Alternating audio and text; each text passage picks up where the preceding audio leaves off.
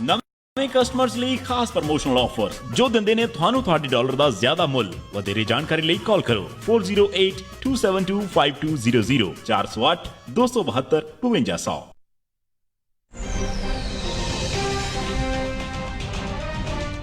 Punjabi radio USA ਸੁਣ ਰਹੇ ਸਾਰੇ ਹੀ ਮਾਣਯੋਗ ਅਤੇ ਸਤਿਕਾਰਤ ਸਰੋਤਿਆਂ ਨੂੰ ਬਹੁਤ ਹੀ ਪਿਆਰ ਸਤਿਕਾਰ ਸਹਿਤ ਦੋਨੋਂ ਜੋੜ ਕੇ ਨਿੱਕੀ ਜਿਹੀ ਸਤਿ ਸ੍ਰੀ ਅਕਾਲ ਸਭ ਨੂੰ ਜੀ ਨੂੰ ਆਖਦੇ ਹਾਂ।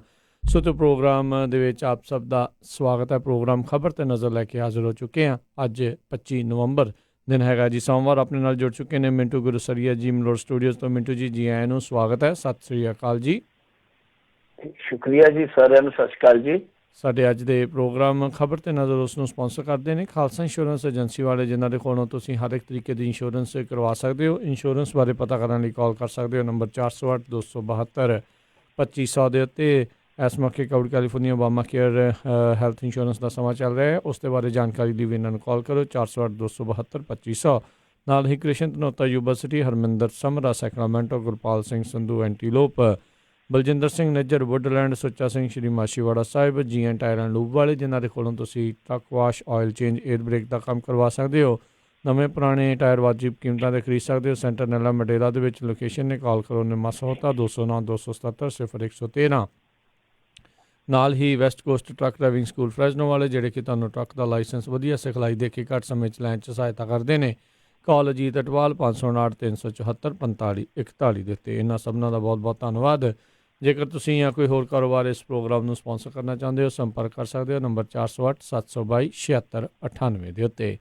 ਮਿੰਟੂ ਜੀ ਗੱਲਬਾਤ ਦਾ ਸਿਲਸਿਲਾ ਸ਼ੁਰੂ ਕਰਦੇ ਹਾਂ। ਮਹਾਰਾਸ਼ਟਰ ਦੇ ਵਿੱਚ ਜੋ ਕੁਛ ਹੋਇਆ ਸਭ ਨੂੰ ਥੋੜ੍ਹਾ ਜਿਹੜਾ ਹੁਣ ਪਤਾ ਹੀ ਆ। ਅਤੇ ਕਹਿੰਦੇ ਹੋਟਲ ਹਯਾਤ ਪਹੁੰਚੇ ਹੁਣ ਸ਼ਿਵ ਸੈਨਾ, NCP ਅਤੇ ਕਾਂਗਰਸ ਦੇ 162 ਵਿਧਾਇਕ। ਦੇਖੋ ਇਹ ਹੋਇਆ ਸ਼ਾਮ ਤੱਕ ਤੇ ਸਵੇਰ ਤੱਕ ਕੀ ਹੋ ਜਾਊਗਾ ਕਿਸੇ ਨੂੰ ਕੋਈ ਪਤਾ ਨਹੀਂ ਹੈ, ਕਿਉਂਕਿ ਆਪਾਂ ਦੇਖਿਆ ਹੀ ਹੈ ਨਾ ਕਿ ਜਿਸ ਤਰੀਕੇ ਨਾਲ ਉੱਥੇ ਇਹ ਸਾਰਾ ਸਿਆਸੀ ਡਰਾਮਾ, ਸਾਰਾ ਸਿਆਸੀ ਵਰਤਾਰਾ ਵਾਪਰਿਆ, ਤਾਂ ਉਹਦੇ ਵਿੱਚ ਉੱਥੇ ਪ੍ਰੈਡਿਕਸ਼ਨ ਕਰਨੀ ਬੜੀ, ਮੈਂ ਕਹੂੰਗਾ ਕਿ ਖਤਰੇ ਵਾਲੀ ਗੱਲ ਆ। ਤਾਂ ਕੀ ਹੋਣਾ ਸਮਝ ਹੀ ਨਹੀਂ ਆ ਰਹੀ। ਇੰਨੀ ਜ਼ਿਆਦਾ ਸਿਆਸੀ ਸ਼ਤਰੰਜ ਜਿਹੜੀ ਆ ਉਹ ਗੁੰਝਲਦਾਰ ਹੋਈ ਪਈ ਆ ਕਿ ਕੋਈ ਵੀ ਬੰਦਾ ਅਗਾਊ ਅੰਦਾਜ਼ਾ ਨਹੀਂ ਲਾਉਂਦਾ ਕਿ ਸ਼ਹਿਮਾਦ ਦੀ ਇਸ ਖੇਡ ਦੇ ਵਿੱਚ ਕਿਹੜਾ ਬਾਜ਼ੀ ਪਲਟੂਗਾ, ਕਿਹੜਾ ਬਾਜ਼ੀ ਜਿੱਤੂਗਾ, ਕਿਹੜਾ ਬਾਜ਼ੀ ਹਾਰੂਗਾ। ਬਹਰਹਾਲ ਅੱਜ ਸਿਲਸਿਲੇਵਾਰ ਜੋ ਘਟਨਾਵਾਂ ਵਾਪਰੀਆਂ ਉਹ ਤੋਂ ਇਸ ਤਰ੍ਹਾਂ ਹੀ ਲੱਗਦਾ ਕਿ ਨਰਿੰਦਰ ਮੋਦੀ ਹੋਰਾਂ ਲਈ ਮੇਰੇ ਖਿਆਲ ਦੇ ਨਾਲ ਹੁਣ ਕੰਮ ਜਿਹੜਾ ਉਹ ਪੁੱਠਾ ਪੈਣ ਵਾਲਾ ਹੋ ਗਿਆ। ਉਹਦਾ ਇੱਕ ਕਾਰਨ ਆ ਕਿ ਜਿਸ ਤਰੀਕੇ ਨਾਲ ਇਹਨਾਂ ਨੇ ਜੋੜ ਤੋੜ ਕਰਨ ਦਾ ਯਤਨ ਕੀਤਾ, ਜਿਸ ਤਰੀਕੇ ਦੇ ਨਾਲ ਇਹਨਾਂ ਨੇ ਉੱਥੇ ਸਰਕਾਰ ਬਣਾਈ ਆ, ਉਹ ਸਾਰੀਆਂ ਚੀਜ਼ਾਂ ਇੱਕ ਤੇ ਕਾਨੂੰਨੀ ਪੇਚ ਦੇ ਵਿੱਚ ਫਸੀਆਂ ਹੀ ਫਸੀਆਂ। ਸਭਨਾਂ ਨੂੰ ਪਤਾ ਸੁਪਰੀਮ ਕੋਰਟ ਦੇ ਵਿੱਚ ਅੱਜ ਵੀ ਸੁਣਵਾਈ ਹੋਈ ਆ। ਸੁਪਰੀਮ ਕੋਰਟ ਨੇ ਸਾਰੇ ਪੱਖਾਂ ਤੋਂ ਦਲੀਲਾਂ ਸੁਣ ਕੇ ਹੁਣ ਫੈਸਲਾ ਜਿਹੜਾ ਉਹ ਰਾਖਵਾਂ ਰੱਖ ਲਿਆ ਕੱਲ੍ਹ ਵਾਸਤੇ। ਮਤਲਬ ਕਿ ਇੱਕ ਤੇ ਇਹ ਆ ਕਿ ਫੈਸਲਾ ਆਉਣਾ ਉੱਥੇ ਕਿ ਜੋ ਇਹਨਾਂ ਨੇ ਕੀਤਾ, ਜਿਸ ਤਰ੍ਹਾਂ ਦੀ ਪ੍ਰਕਿਰਿਆ ਅਖਤਿਆਰ ਕੀਤੀ ਆ, ਕਿ ਉਹ ਸਹੀ ਆ ਜਾਂ ਗਲਤ ਆ। ਸਭ ਤੋਂ ਪਹਿਲਾਂ ਵੀ ਇਹਦਾ ਫੈਸਲਾ ਹੋਊਗਾ ਸੁਪਰੀਮ ਕੋਰਟ ਚੋਂ। ਫਿਰ ਦੂਜੀ ਚੀਜ਼ ਕਿ ਫਲੋਰ ਟੈਸਟ ਵਾਸਤੇ ਜੋ ਉਹਨਾਂ ਨੇ ਇੱਕ ਸਮਾਂ ਦਿੱਤਾ ਸੀਗਾ ਰਾਜਪਾਲ ਹੋਰਾਂ ਨੇ, ਤਾਂ ਕੀ ਉਹ ਇਹ ਸਮਾਂ ਜਿਹੜਾ ਉਹ ਸਹੀ ਹੈ ਜਾਂ ਗਲਤ ਆ, ਉਹਦਾ ਨਿਰਣਾ ਹੋ ਜਾਊਗਾ। ਪਰ ਦੂਜੇ ਪੱਖ ਤੋਂ ਆਪਾਂ ਜੇ ਦੇਖੀਏ ਨਾ ਕਿ ਦੇਖੋ ਹੁਣ ਇਹਨਾਂ ਦੀ ਜੇ ਸਿਧਾਂਤਕ ਆਪਾਂ ਜਿੱਤ ਹਾਰ ਦੀ ਚੀਜ਼ ਨੂੰ ਲੈ ਕੇ ਚੱਲੀਏ ਤਾਂ ਉਹਦੇ ਵਿੱਚ ਇਹੋ ਲੱਗਦਾ ਕਿ ਜਿਹੜੀ ਲੜਾਈ ਆ ਉਹਦੇ 'ਚ ਤੇ ਇੱਕ ਇਹ ਨੁਕਸਾਨ ਹੋ ਰਿਹਾ ਭਾਰਤੀ ਜਨਤਾ ਪਾਰਟੀ ਨੂੰ ਕਿ ਤਿੰਨੇ ਜਿਹੜੇ ਸਿਆਸੀ ਵਿਰੋਧੀ ਧਿਰ ਸੀਗੇ ਉਹ ਇਕੱਠੇ ਹੋ ਗਏ ਆ। ਦੂਜੀ ਚੀਜ਼ ਇਹ ਆ ਕਿ ਉਹਨਾਂ ਨੇ ਅੱਜ ਪਰੇਡ ਕਰ ਲਈ ਆ। ਮਤਲਬ ਕਿ ਪਰੇਡ ਤੋਂ ਭਾਵ ਇਹ ਆ ਕਿ ਹਯਾਤ ਹੋਟਲ ਦੇ ਵਿੱਚ ਸ਼ਾਮ ਤੱਕ ਉਹਨਾਂ ਨੇ 162 MLA ਜਿਹੜੇ ਆ ਉਹ ਲੋਕਾਂ ਦੇ ਰੂਬਰੂ ਕਰਾਏ ਆ। ਮਤਲਬ ਇਹ ਆ ਕਿ ਜੋ ਸਰਕਾਰ ਬਣਾਈ ਗਈ ਆ ਉਹ ਭਾਜਪਾ ਦੀ ਜਿਹੜੀ ਸਰਕਾਰ ਬਣਾਈ ਉਹ ਜਗਾੜੂ ਸਰਕਾਰ, ਮਤਲਬ ਕਿ ਸਾਡੇ ਕੋਲ ਬਹੁਤ ਹਥਿਆਰ ਚੱਕੋ। ਤੇ ਜੇ ਕੱਲ ਨੂੰ ਮੰਨ ਲਓ ਅਸੈਂਬਲੀ ਭੰਗ ਹੁੰਦੀ ਹੈ ਜਾਂ ਕੋਈ ਹੋਰ ਸਟੈਪ ਚੱਕਦੇ ਆ, ਮੰਨ ਲਓ ਭਾਰਤੀ ਜਨਤਾ ਪਾਰਟੀ ਕਿਸੇ ਹੋਰ ਧੱਕੇ ਦੀ ਇੰਤਹਾ ਤੱਕ ਜਾਂਦੀ ਆ, ਤਾਂ ਉਹਦੇ ਵਿੱਚ ਸਾਨੂੰ ਹਮਦਰਦੀ ਮਿਲੇ। ਤਾਂ ਉਹਨਾਂ ਨੇ ਇਹ ਦਾਅ ਖੇਡਿਆ। ਮੈਂ ਤਾਂ ਕਹਿ ਰਿਹਾ ਕਿ ਇਸ ਪੱਖ ਤੋਂ ਵੀ ਮਾਮਲਾ ਥੋੜ੍ਹਾ ਜਿਹਾ ਪੁੱਠਾ ਨਜ਼ਰ ਆਉਂਦਾ। ਤਾਂ ਖੈਰ ਸਾਰੀਆਂ ਚੀਜ਼ਾਂ ਚੱਲਦੀਆਂ ਰਹੀਆਂ ਨੇ। ਸੁਪਰੀਮ ਕੋਰਟ ਹੁਣ ਕੱਲ੍ਹ ਨੂੰ ਫੈਸਲਾ ਕਰੂਗਾ। ਸ਼ਿਵ ਸੈਨਾ, ਕਾਂਗਰਸ ਤੇ NCP ਦੇ ਨੇਤਾਵਾਂ ਨੇ ਰਾਜ ਭਵਨ ਨੂੰ ਅੱਜ ਚਿੱਠੀ ਵੀ ਸੌਂਪ ਦਿੱਤੀ ਹੈ, ਦੇ ਦਿੱਤੀ ਹੈ। ਫਿਰ ਜਿਹੜੇ NCP ਦੇ ਵਿਧਾਇਕ ਗਏ ਸੀ ਅਜੀਤ ਪਵਾਰ ਦੇ ਨਾਲ, ਉਹ ਹੁਣ ਮੇਰੇ ਖਿਆਲ ਦੇ ਨਾਲ ਇੱਕ ਲੌਤਾ ਹੀ ਰਹਿ ਗਿਆ ਉੱਥੇ, ਬਾਕੀ ਤੇ ਸਾਰੇ ਆਊ ਗਏ ਆ। ਬਾਕੀ ਸਭ ਕੁਛ ਹੈ ਜਿਹੜਾ ਉਹ ਹੁਣ ਕੱਲ ਦੇ ਇੱਕ ਫੈਸਲੇ ਤੇ ਨਿਰਭਰ ਕਰੇਗਾ। ਔਰ ਦੂਸਰਾ ਇਹ ਆ ਕਿ ਉਸ ਤੋਂ ਬਾਅਦ ਕਿਹੜੀਆਂ ਕਿਹੜੀਆਂ ਚੀਜ਼ਾਂ ਸਮੀਕਰਨਾਂ ਦੇ ਰੂਪ ਦੇ ਵਿੱਚ ਸਾਡੇ ਸਾਹਮਣੇ ਆਉਂਦੀਆਂ, ਉਹ ਭਵਿੱਖ ਤੈਅ ਕਰਨਗੀਆਂ ਕਿ ਕੀ ਮਹਾਰਾਸ਼ਟਰ ਦੇ ਵਿੱਚ ਸਰਕਾਰ ਇਹਨਾਂ ਦੀ ਬਣੂਗੀ ਜੋ ਬਣਾ ਕੇ ਵਿਹਲੇ ਹੋ ਚੁੱਕੇ ਸੀਗੇ, ਜਾਂ ਉਹਨਾਂ ਦੀ ਸਰਕਾਰ ਬਣੂਗੀ ਜਿਹੜੇ ਕਿ ਬਣਾਉਂਦੇ ਬਣਾਉਂਦੇ ਬਣਾਉਂਦੇ ਪਹਿਲਾਂ ਮਾਰ ਖਾ ਗਏ ਸੀ, ਅਖੀਰ ਬਣਾ ਪਾਉਣਗੇ। ਜੀ ਵੈਸੇ ਮਿੰਟੂ ਜੀ ਦੇਖਿਆ ਵੀ ਜਦੋਂ ਇਹਨਾਂ ਨੇ ਆਪਣਾ ਕੰਮ ਕਰਾਉਣਾ ਸੀ ਤਾਂ ਕਿੱਦਾਂ ਸਰਕਾਰੀ ਤੰਤਰ ਐ ਗੇੜੇ ਬੜੇ ਸੋਹਣੇ ਉਹਨਾਂ ਨੇ ਘੁੰਮੇ ਤੇ ਰਾਤੋਂ ਰਾਤ ਜਿਹੜਾ ਆ ਕੰਮ ਕਰਨ ਦੇ ਵਿੱਚ ਉਹ ਕਾਮਯਾਬ ਜਿਹੜੇ ਹੋ ਗਏ ਸੀ। ਉੱਦਾਂ ਨਹੀਂ ਤਾਂ ਪਤਾ ਹੈ ਵੀ ਕਿੱਦਾਂ ਅੜਚਨਾਂ ਤੇ ਕਿੱਦਾਂ ਜਿਹੜੀਆਂ ਰੁਕਾਵਟਾਂ ਉਹ ਆਉਂਦੀਆਂ ਨੇ। ਅਗਲੀ ਜਿਹੜੀ ਮਿੰਟੂ ਜੀ ਆਪਾਂ ਗੱਲ ਕਰਦੇ, ਕਹਿੰਦੇ ਪ੍ਰਦੂਸ਼ਣ ਤੇ ਸੁਪਰੀਮ ਕੋਰਟ ਸਖਤ, ਕਿਹਾ ਗੈਸ ਚੈਂਬਰ 'ਚ ਜੀਣ ਤੋਂ ਚੰਗਾ ਲੋਕਾਂ ਨੂੰ ਇੱਕੋ ਵਾਰ ਵਿਸਫੋਟ ਨਾਲ ਹੀ ਉਡਾ ਦਿਓ। ਬਹੁਤ ਵੱਡੀ ਟਿੱਪਣੀ ਹੈ ਸੁਪਰੀਮ ਕੋਰਟ ਦੀ ਜੇ ਪ੍ਰਦੂਸ਼ਣ ਦੇ ਲਿਹਾਜ਼ ਨਾਲ ਦੇਖੀ। ਜਿਸ ਤਰੀਕੇ ਨਾਲ ਸੁਣਵਾਈ ਚੱਲਦੀ ਪਈ ਆ, ਸੁਣਵਾਈ ਤੇ ਉਦੋਂ ਹੀ ਸ਼ੁਰੂ ਹੋ ਗਈ ਸੀ ਜਦੋਂ ਪਰਾਲੀ ਸੜਨੀ ਸ਼ੁਰੂ ਹੋਈ ਆ। ਉਸ ਤੋਂ ਬਾਅਦ ਪਰਾਲੀ ਤੇ ਹੁਣ ਸੜ ਚੁੱਕੀ ਆ, ਪਰ ਉਸ ਪਰਾਲੀ ਦੇ ਵਿਵਾਦ ਦਾ ਜਿਹੜਾ ਧੂੰਆਂ ਹੁਣ ਤੱਕ ਦਿੱਲੀ ਦੇ ਵਿੱਚ ਚੜਿਆ ਪਿਆ। ਤਾਂ ਸੁਪਰੀਮ ਕੋਰਟ ਨੇ ਜਿਹੜੀ ਇਹ ਟਿੱਪਣੀ ਕੀਤੀ, ਤੁਸੀਂ ਆਪ ਹੀ ਅੰਦਾਜ਼ਾ ਲਾ ਲਓ ਗੰਭੀਰਤਾ ਕਿੰਨੀ ਹੈ ਇਸ ਮੁੱਦੇ ਦੀ। ਤਾਂ ਸੁਪਰੀਮ ਕੋਰਟ ਇਹ ਕਹਿ ਰਿਹਾ ਕਿ ਗੈਸ ਚੈਂਬਰ 'ਚ ਜੀਣ ਨਾਲੋਂ ਚੰਗਾ ਕਿ ਤੁਸੀਂ ਸਭਨਾਂ ਨੂੰ ਇੱਕੋ ਵਾਰੀ ਵਿਸਫੋਟ ਦੇ ਨਾਲ ਉਡਾ ਕੱਟੋ। ਤਾਂ ਇਹ ਬਹੁਤ ਵੱਡੀ ਟਿੱਪਣੀ ਹੈ ਮੇਰੇ ਖਿਆਲ ਦੇ ਨਾਲ। ਕਿਸੇ ਵੀ ਮੁਲਕ ਦੀ ਸੁਪਰੀਮ ਕੋਰਟ ਕਿਸੇ ਮੁੱਦੇ ਤੇ ਇਹ ਗੱਲ ਕਹਿੰਦੀ ਹੈ ਕਿ ਮਾਰ ਦਿਓ ਸਾਰਿਆਂ ਨੂੰ, ਦਫਾ ਕਰੋ, ਕਿਉਂਕਿ ਤੁਸੀਂ ਚੱਜ ਨਾਲ ਜਿਉਣ ਤੇ ਦੇਣਾ ਹੀ ਨਹੀਂ ਹੈ, ਤਾਂ ਇੱਕੋ ਵਾਰੀ ਮਾਰ ਦਿਓ। ਇਹ ਮੇਰੇ ਖਿਆਲ ਦੇ ਨਾਲ ਸਿਰਾ ਇਹ ਤੋਂ ਵੱਧ ਟਿੱਪਣੀ ਕੀ ਹੋ ਸਕਦੀ ਹੈ। ਤਾਂ ਇਹ ਬਹੁਤ ਪਹਿਲੀ ਤੇ ਗੱਲ ਇਹ ਆ ਕਿ ਸਾਡੇ ਸਿਸਟਮ ਵਾਸਤੇ, ਸਾਡੀ ਜੋ ਪੋਲੀਟੀਕਲ ਜਮਾਤ ਆ ਉਹਦੇ ਵਾਸਤੇ, ਸਾਰਿਆਂ ਵਾਸਤੇ ਇੱਕ ਸ਼ਰਮਨਾਕ ਗੱਲ ਆ। ਹੁਣ ਦੂਜੀ ਚੀਜ਼ ਇਹ ਆ ਕਿ ਇਹਨਾਂ ਨੇ ਜਿਸ ਤਰੀਕੇ ਨਾਲ ਉੱਥੇ ਬਲੇਮ ਗੇਮ ਸ਼ੁਰੂ ਕੀਤੀ ਵੀ ਆ, ਮਤਲਬ ਕਿ ਅਰਵਿੰਦ ਕੇਜਰੀਵਾਲ ਅਲੱਗ ਕਹਿੰਦੇ ਆ, ਹਰਿਆਣੇ ਵਾਲੇ ਅਲੱਗ ਕਹਿੰਦੇ ਆ, ਪੰਜਾਬ ਵਾਲੇ ਉਹਨਾਂ ਕੋਲ ਤਾਂ ਤੁਹਾਨੂੰ ਪਤਾ ਲੌਜਿਕ ਕੀਤਾ ਖੜੇ ਹੁੰਦੇ ਆ। ਜਿਵੇਂ ਉਹ ਜੇਲ੍ਹ ਵਾਲਾ ਪ੍ਰੋਬਲਮ ਕੀਤਾ ਸੀਗਾ ਨਾ, ਉਹ ਕਹਿੰਦੇ ਜੀ ਜੈਮਰ ਤੁਸੀਂ ਕਿਉਂ ਨਹੀਂ ਲਾਏ? ਉਹ ਕਹਿੰਦੇ 4G ਆਊਟਡੇਟਡ ਹੋ ਜਾਣਾ ਜੀ, ਅਸੀਂ ਉਡੀਕਦੇ ਹਾਂ ਕਿ 5G ਆ ਜਾਵੇ ਫਿਰ ਜੇਲ੍ਹਾਂ 'ਚ ਜੈਮਰ ਲਾਵਾਂਗੇ। ਤੇ ਉਹ ਕਹਿੰਦੇ ਤੁਸੀਂ 6G ਨੂੰ ਉਡੀਕੋ, ਕਮਲੇ ਹੋ ਤੁਸੀਂ, ਉਹਦੇ ਤੇ ਖਰਚਾ ਕਰੋਗੇ ਤਾਂ 6G ਨੂੰ ਉਡੀਕ ਲਓ, ਜਦੋਂ 6G ਆ ਜਾਊਗਾ ਇੰਡੀਆ 'ਚ ਉਦੋਂ ਜੈਮਰ ਲਾ ਲਿਓ। ਤਾਂ ਖੈਰ ਹੁਣ ਉੱਥੇ ਜਿਹੜੀ ਸੁਣਵਾਈ ਆ ਉਹ ਫੈਸਲਾ ਕੁਨ ਦੌਰ ਦੇ ਵਿੱਚ ਆ। ਸੁਪਰੀਮ ਕੋਰਟ ਇਹ ਟਿੱਪਣੀ ਕਰ ਚੁੱਕੀ ਆ। ਨਾਲ ਮੇਰੇ ਖਿਆਲ ਦੇ ਨਾਲ ਜੋ ਹੈਗਾ ਸੈਂਟਰ ਪ੍ਰਦੂਸ਼ਣ ਕੰਟਰੋਲ ਬੋਰਡ, ਉਹਨਾਂ ਨੂੰ ਵੀ ਫੈਕਟਰੀਆਂ ਤੇ ਰਿਪੋਰਟ ਦੇਣ ਵਾਸਤੇ ਕਿਹਾ ਗਿਆ। ਨਾਲ ਪੰਜਾਬ ਨੂੰ, ਹਰਿਆਣੇ ਨੂੰ ਕਿਹਾ ਗਿਆ ਕਿ ਤੁਸੀਂ ਦੋਵੇਂ ਆ ਕੇ ਇੱਥੇ ਬੜੀ ਬੇਸ਼ਰਮੀ ਨਾਲ ਇਹ ਗੱਲ ਕਹਿ ਦਿੰਦੇ ਜੇ ਕਿ ਨਹੀਂ ਜੀ ਅਸੀਂ ਆਹ ਕੀਤਾ, ਅਸੀਂ ਆਹ ਕੀਤਾ, ਵਾਹ ਕੀਤਾ। ਜੇ ਤੁਸੀਂ ਸਾਰਾ ਕੁਛ ਇਹ ਕੀਤਾ ਤੇ ਫਿਰ ਪਰਾਲੀ ਸੜਨ ਵਾਲੇ ਜਿਹੜੇ ਮਾਮਲੇ ਉਹਨਾਂ 'ਚ ਇਜ਼ਾਫਾ ਕਿਸ ਤਰ੍ਹਾਂ ਹੋ ਗਿਆ? ਤਾਂ ਮੇਰੇ ਖਿਆਲ ਦੇ ਨਾਲ ਹੁਣ ਵੇਲਾ ਆ ਗਿਆ ਕਿ ਇਸ ਮਾਮਲੇ ਦੇ ਵਿੱਚ ਬਲੇਮ ਗੇਮ ਜਾਂ ਇਹ ਸਭ ਕੁਛ ਛੱਡਣ ਤੋਂ ਬਾਅਦ ਅੱਗੇ ਵਧਿਆ ਜਾਵੇ।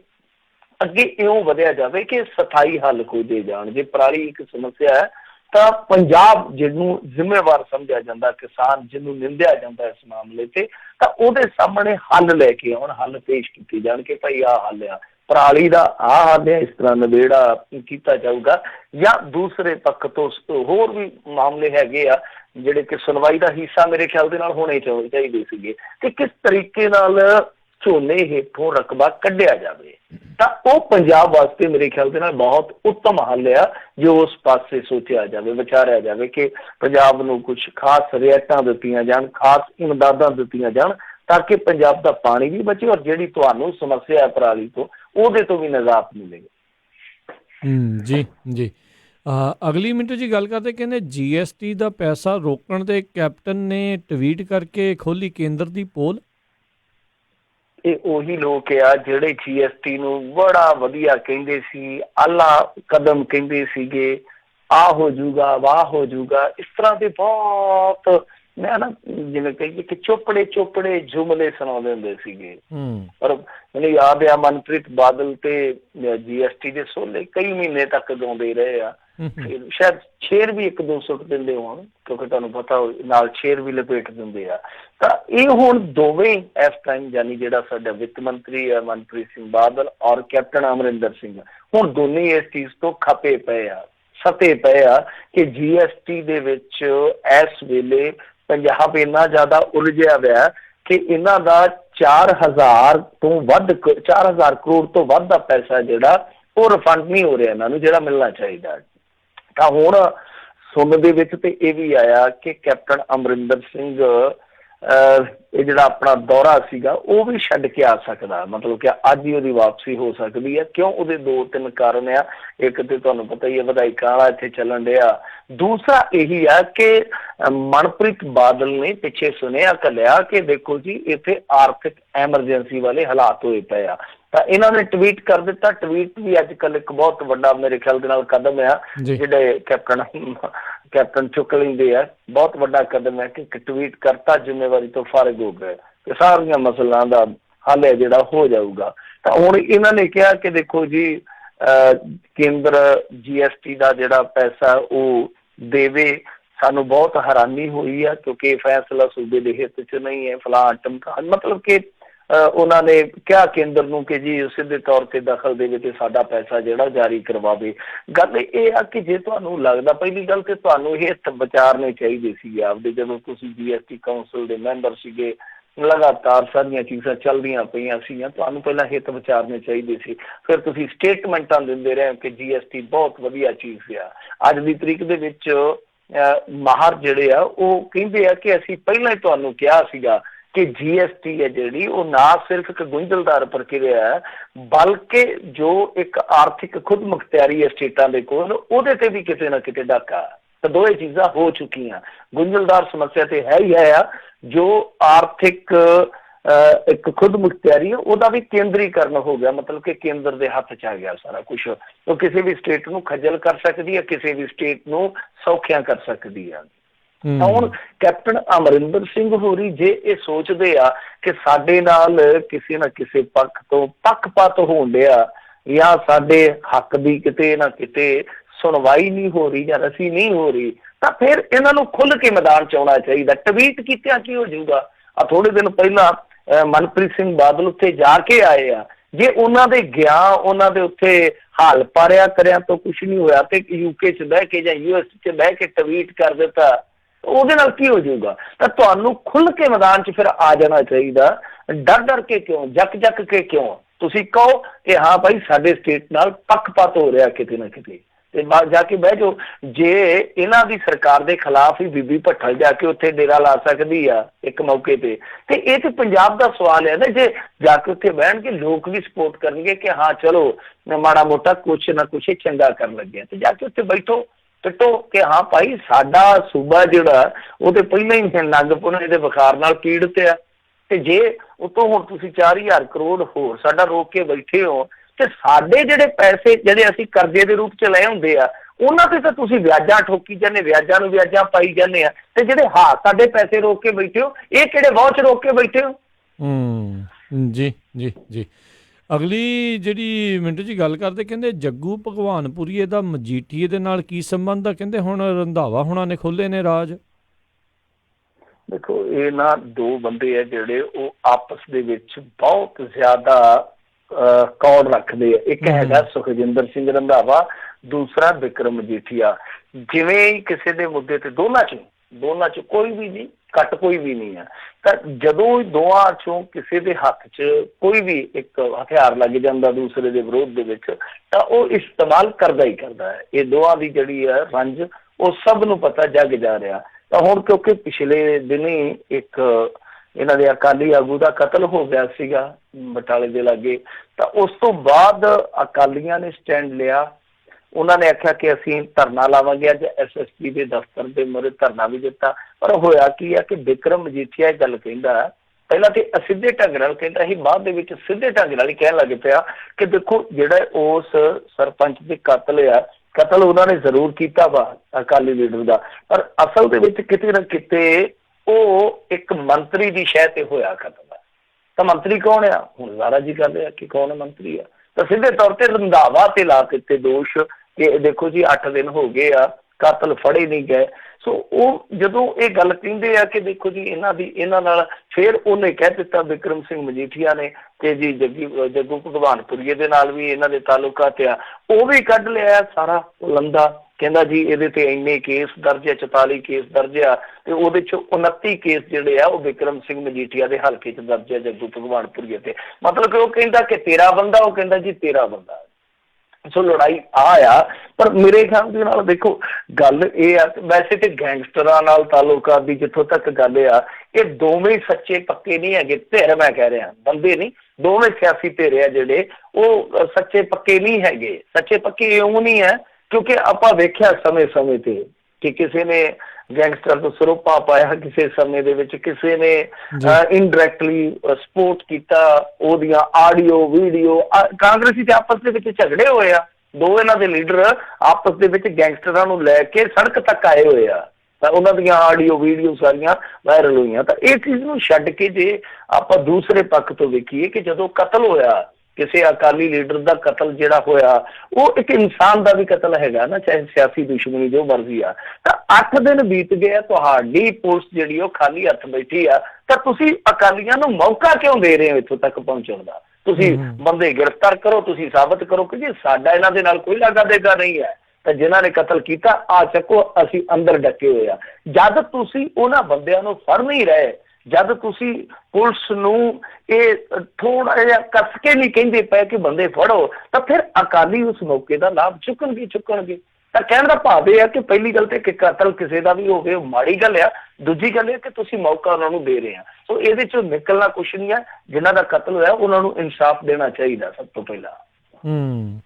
ਜੀ ਅਗਲੀ ਜਿਹੜੀ ਮਿੰਟੂ ਜੀ ਗੱਲ ਕਰਦੇ, ਕਹਿੰਦੇ ਵਿਦੇਸ਼ ਗਏ ਕੈਪਟਨ ਖਿਲਾਫ ਪੰਜਾਬ ਦੇ ਵਿੱਚ ਬਗਾਵਤ, ਕਾਂਗਰਸੀ ਵਿਧਾਇਕ ਨੇ ਹੀ ਲਾਏ ਗੰਭੀਰ ਇਲਜ਼ਾਮ।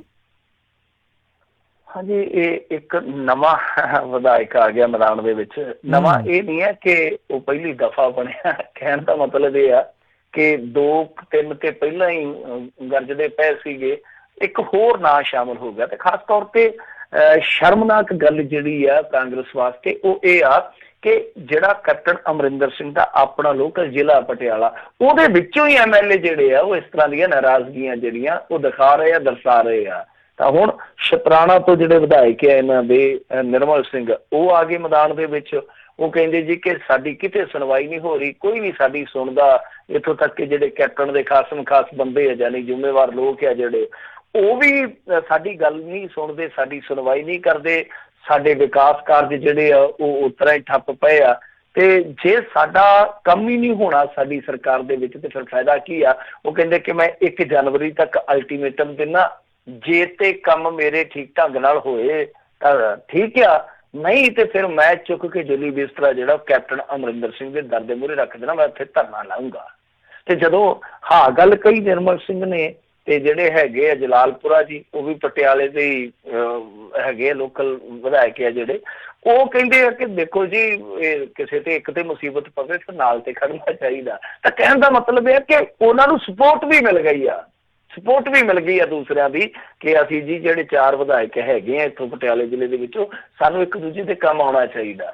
ਤਾਂ ਇਹ ਇੱਕ ਬੜੀ ਦਿਲਚਸਪ ਕਹਾਣੀ ਬਣ ਰਹੀ ਆ ਕਿ ਕੋਈ ਕਹਿ ਰਿਹਾ ਜੀ ਕਿ ਮੇਰੇ ਫੋਨ ਰਿਕਾਰਡ ਹੋਏ ਆ, ਕੋਈ ਕਹਿੰਦਾ ਜੀ ਕਿ ਸਾਡੀ ਸੁਣਵਾਈ ਨਹੀਂ ਹੁੰਦੀ, ਕੋਈ ਕਹਿੰਦਾ ਜੀ ਕਿ ਸਾਡੇ ਬੰਦਿਆਂ ਤੋਂ ਰਿਸ਼ਵਤ ਮੰਗੀ ਜਾ ਰਹੀ ਆ। ਹੁਣ ਇੱਕ ਵਿਧਾਇਕ ਕਹਿੰਦਾ ਕਿ ਸਾਡੀ ਕੋਈ ਸੁਣਵਾਈ ਹੀ ਨਹੀਂ ਕਰਦਾ ਤੇ ਮੈਂ ਤੇ ਧਰਨੇ ਤੇ ਬੈਠੂੰਗਾ। ਤਾਂ ਤੁਸੀਂ ਆਪ ਹੀ ਅੰਦਾਜ਼ਾ ਲਾ ਲਓ ਕਿ ਕਿੰਨੀ ਗੰਭੀਰ ਤੇ ਕਿੰਨੀ ਹਾਸੋ ਵਾਲੀ ਸਥਿਤੀ ਹੈ ਇਸ ਸਰਕਾਰ ਦੀ। ਤਾਂ ਹੁਣ ਆਪਾਂ ਦੇਖਾਂਗੇ ਕਿ ਅੱਗੇ ਕਿੰਨਾ ਕੁ ਤਮਾਸ਼ਾ ਹੁੰਦਾ, ਕਿਉਂਕਿ ਹੈ ਤਮਾਸ਼ਾ ਹੀ ਆ। ਅੱਗੇ ਵੀ ਕੀਤਾ ਇਹਨਾਂ ਦੇ ਵਿਧਾਇਕਾਂ ਨੇ, ਬੋਲੇ ਆ ਸਮੇਂ ਤੇ ਬੋਲੇ। ਵੈਸੇ ਚੰਗੀ ਗੱਲ ਹੈ, ਮੈਂ ਕਹੂੰਗਾ ਕਿ ਕਿਸੇ ਵੀ ਸਰਕਾਰ ਦੇ ਵਿੱਚ ਬੋਲਦੇ ਆ ਵਿਧਾਇਕ ਤਾਂ ਇੱਕ ਵਧੀਆ ਗੱਲ ਹੈ, ਪਰ ਉਹਨਾਂ ਨੂੰ ਦਬਾ ਦਿੱਤਾ ਜਾਂਦਾ ਜਾਂ ਉਹਨਾਂ ਨੂੰ ਵਰਚਾ ਲਿਆ ਜਾਂਦਾ। ਆ ਵੀ ਜਿਹੜੇ ਹੈਗੇ ਆ ਵਿਧਾਇਕ, ਇਹਨਾਂ ਨੂੰ ਵੀ ਵਰਚਾਉਣ ਦਾ ਯਤਨ ਕੀਤਾ ਗਿਆ। ਜਿਹੜੀ ਹੈਗੀ ਆ ਬੀਬੀ ਪ੍ਰਨੀਤ ਕੌਰ, ਉਹਨੇ ਜਹਾਜ਼ ਦੇ ਵਿੱਚ ਬਿਠਾਏ ਸੀ ਵਿਧਾਇਕ, ਗੱਲਬਾਤ ਕੀਤੀ ਸੀ, ਬਾਅਦ ਦੇ ਵਿੱਚ ਖੁਸ਼ੀ ਉਤਰ ਗਏ। ਪਰ ਨਾਰਾਜ਼ਗੀ ਜਿਹੜੀ ਅੰਦਰ ਖਾਤੇ ਹੈਗੀ ਆ ਕਿਤੇ ਨਾ ਕਿਤੇ, ਤਾਂ ਉਹ ਨਾਰਾਜ਼ਗੀ ਕਿੰਨਾ ਕੁ ਵੱਡਾ ਵਿਸਫੋਟ ਬਣਦੀ ਹੈ, ਕਿੰਨਾ ਕੁ ਵੱਡਾ ਨੁਕਸਾਨ ਕਰਦੀ ਹੈ, ਸਮਾਂ ਦੱਸੂਗਾ। ਪਰ ਅੰਦਰ ਖਾਤੇ ਜੇ ਕਾਂਗਰਸੀ ਹਲਕਿਆਂ 'ਚ ਤੁਸੀਂ ਗੱਲ ਕਰੋਗੇ ਆਫ ਦੀ ਰਿਕਾਰਡ ਇਹਨਾਂ ਦੇ ਲੀਡਰਾਂ ਦੇ ਨਾਲ, ਉਹ ਸਾਰੇ ਹੀ ਪਿੱਟਦੇ ਇਸ ਗੱਲੋਂ ਕਿ ਸਾਨੂੰ ਲੈ ਕੇ ਬਹਿ ਗਿਆ ਕੈਪਟਨ ਅਮਰਿੰਦਰ ਸਿੰਘ। ਸਿੱਧੀ ਗੱਲ ਇਹ ਕਹਿੰਦੇ ਆ ਕਿ ਸਾਨੂੰ ਮੂੰਹ ਵਿਖਾਉਣ ਦੇ ਕਾਬਲ ਨਹੀਂ ਛੱਡਿਆ, ਮਤਲਬ ਕਿ ਕੀਤਾ ਹੀ ਕੱਖ ਨਹੀਂ ਆ। ਤਾਂ ਇਸ ਗੱਲ ਦਾ ਇਹਨਾਂ ਨੂੰ ਵੀ ਪਤਾ। ਤਾਂ ਹੁਣ ਦੇਖਦੇ ਆ ਜਦੋਂ ਇਹ ਬੋਲਣੇ ਸ਼ੁਰੂ ਹੋਏ ਆ ਵਿਧਾਇਕ, ਤਾਂ ਕੀ ਇਹ ਸਿਲਸਿਲਾ ਇੱਥੇ ਰੋਕ ਲਿਆ ਜਾਊਗਾ? ਜਿਵੇਂ ਮੈਂ ਕਿਹਾ ਕਿ ਕੈਪਟਨ ਅਮਰਿੰਦਰ ਸਿੰਘ ਹੋਰਾਂ ਬਾਰੇ ਇੱਕ ਚਰਚਾ ਕਿ ਉਹ ਆਪਣਾ ਦੌਰਾ ਜਿਹੜਾ ਸਮੇਟ ਕੇ ਤੇ ਆ ਸਕਦੇ ਆ, ਤਾਂ ਕੀ ਉਸ ਸਾਰੇ ਖਲਾਰੇ ਨੂੰ ਉਹ ਠੱਲ ਲੈਣਗੇ ਜਾਂ ਇਹ ਅੱਗੇ ਵਧੇਗਾ? ਕਿਉਂਕਿ ਇੱਕ ਵਾਰੀ ਫਿਰ ਤੁਹਾਨੂੰ ਪਤਾ ਜਦੋਂ ਸ਼ਹਿ ਮਿਲ ਜਾਂਦੀ ਫਿਰ ਦੂਸਰੇ ਨੂੰ ਵੀ ਹਿੰਮਤ ਜੀ ਆ ਜਾਂਦੀ ਹੈ। ਕੀ ਇਹ ਸਿਲਸਿਲਾ ਅੱਗੇ ਵਧੂਗਾ ਜਾਂ ਰੋਕ ਲਿਆ ਜਾਊਗਾ? ਇਹਦੇ ਤੇ ਨਜ਼ਰ ਬਣੀ ਰਹੂਗੀ, ਮੇਰੇ ਖਿਆਲ ਦੇ ਨਾਲ ਸਭ ਦੀ ਨਜ਼ਰ ਰਹੂਗੀ। ਜੀ ਜੀ ਜੀ। ਅਗਲੀ ਮਿੰਟ 'ਚ ਗੱਲ ਕਰਦੇ, ਕਾਂਗਰਸੀ ਖਬਰਾਂ 'ਚੋਂ ਰਹਿਣੋਂ ਤਾਂ ਹਟਦੇ ਨਹੀਂ। ਕਹਿੰਦੇ ਕਾਂਗਰਸ ਦਾ ਜਿਹੜਾ ਬਲਾਕ ਸਮਿਤੀ ਮੈਂਬਰ ਡਰੱਗ ਦੇ ਨਾਲ ਹੁਣ ਕਾਬੂ।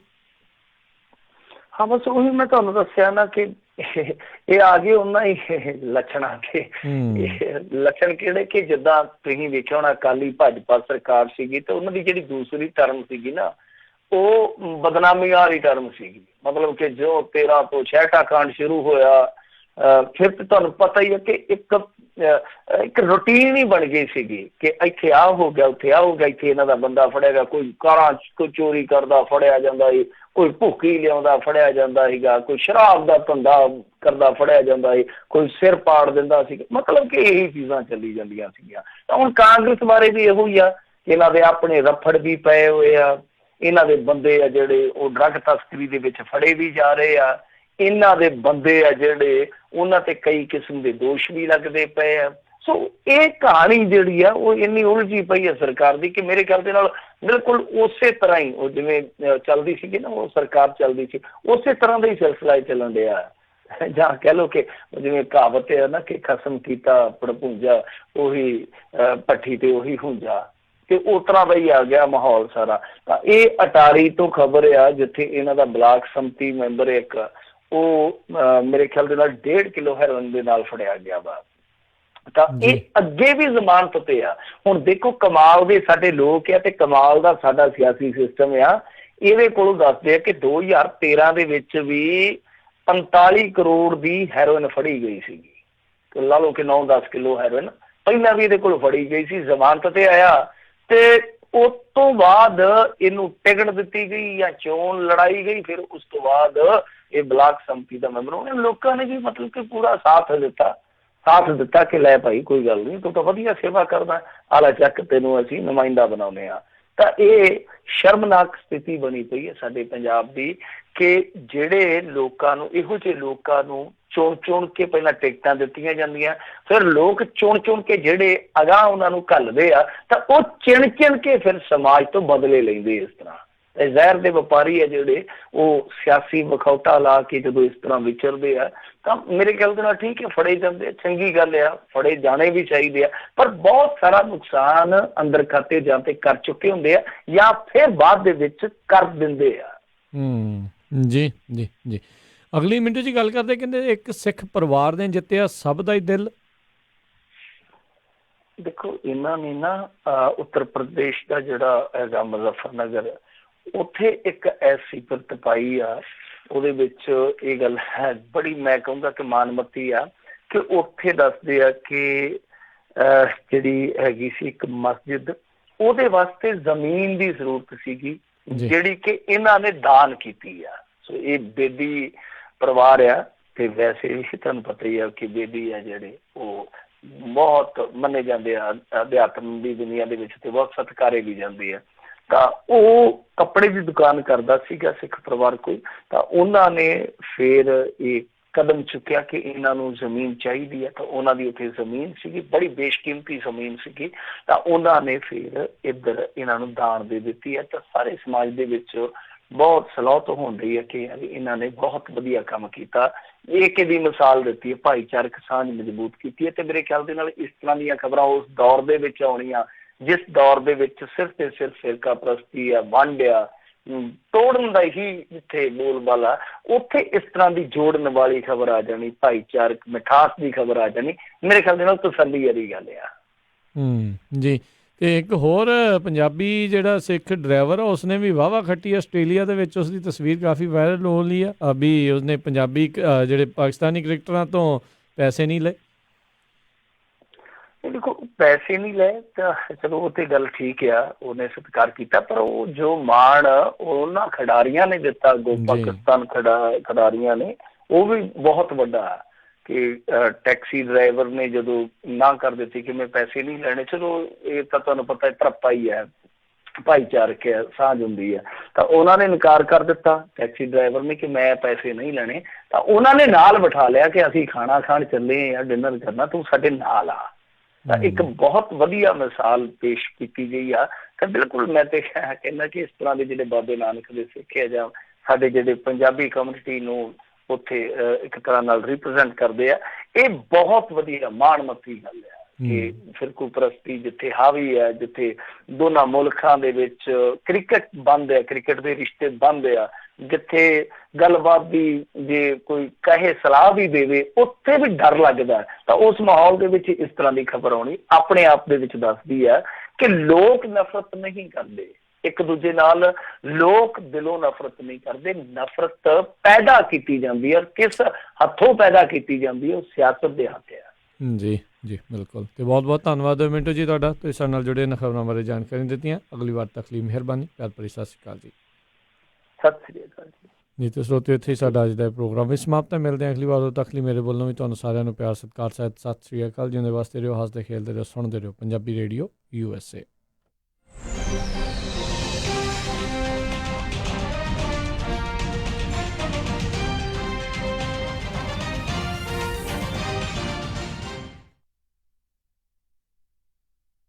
ਅਮਨ, ਆਪਾਂ ਸੈਕਰਾਮੈਂਟੋ ਵਿੱਚ ਮੂਵ ਤਾਂ ਹੋ ਗਏ ਆ, ਹੁਣ ਇੱਥੇ ਆਪਾਂ ਚੰਗਾ ਜਿਹਾ ਡਾਕਟਰ ਤੇ ਫੈਮਿਲੀ ਕਲੀਨਿਕ ਵੀ ਲੱਭ ਲਈਏ। ਤੁਸੀਂ ਫਿਕਰ ਹੀ ਛੱਡ ਦਿਓ ਜੀ, ਮੇਰੀ ਫਰੈਂਡ ਰਿਤੂ ਦੀ ਕਾਲ ਆਈ ਸੀ, ਉਹਨੇ ਮੈਨੂੰ ਨੰਬਰ ਦਿੱਤਾ ਹੈ ਤੱਖਰ ਅਰਜੈਂਟ ਕੇਅਰ ਅਤੇ ਫੈਮਿਲੀ ਮੈਡੀਸਨ ਵਾਲਿਆਂ ਦਾ। ਅੱਛਾ, ਤੱਖਰ